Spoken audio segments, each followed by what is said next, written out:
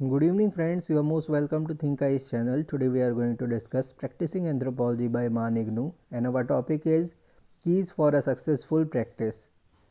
Let us begin the topic. Making and shaping effective policy. A policy can be understood as a program of actions adopted by a person, group or government to guide decisions and achieve rational outcomes. Policies can help in decision making which are both subjective and objective.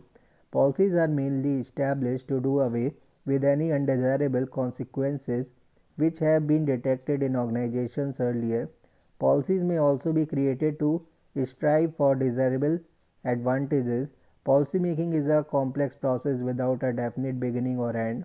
Somehow, a complex set of forces together produces effective, called policies. Lindblom, 1980.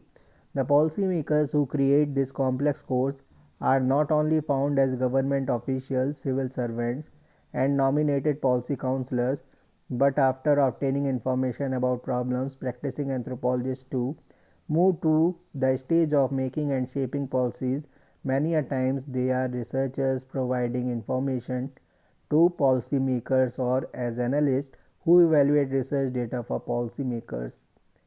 The practicing anthropologist can critically evaluate epidemiological approaches in public health from an anthropological perspective and can input important concepts, perspectives, and methods from medical anthropology to be incorporated in the policy on public health issues.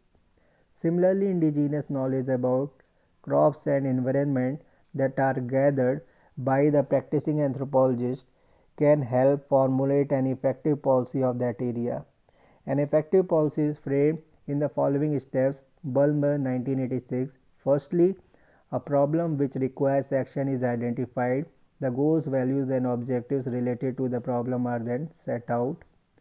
All important possible ways of solving the problem or achieving the goals or objectives are then listed.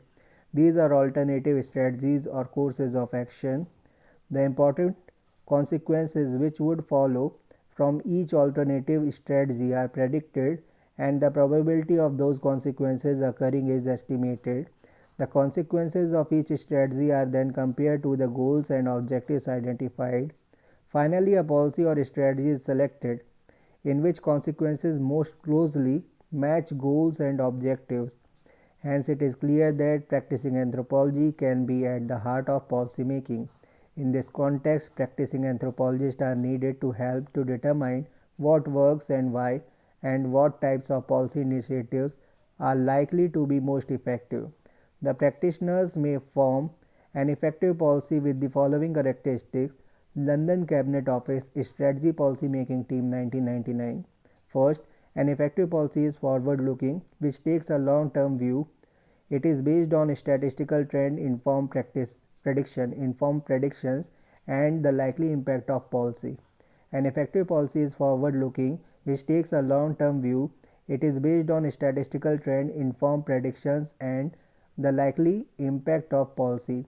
Second, an effective policy is outward looking. It takes account of factors in the national and international situation. Third, an effective policy is innovative and creative, which questions established ways of dealing with things and encourages new ideas open to comments and suggestions of others. Fourth, an effective policy uses best available evidence from a wide range of sources and involves key stakeholders at an early stage. Fifth, an effective policy is inclusive, which takes account the impact on the needs of all those directly or indirectly affected by the policy. Sixth, an effective policy is joined up, which looks beyond institutional boundaries to the government's strategic objectives, establishing the ethical and legal base for policy.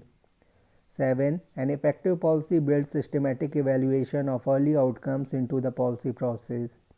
8. An effective policy is always under review to ensure it continues to deal with the problems it was designed to tackle, taking account of associated effects elsewhere. Ninth, an effective policy learns from experience of what works and what does not. Effective communication.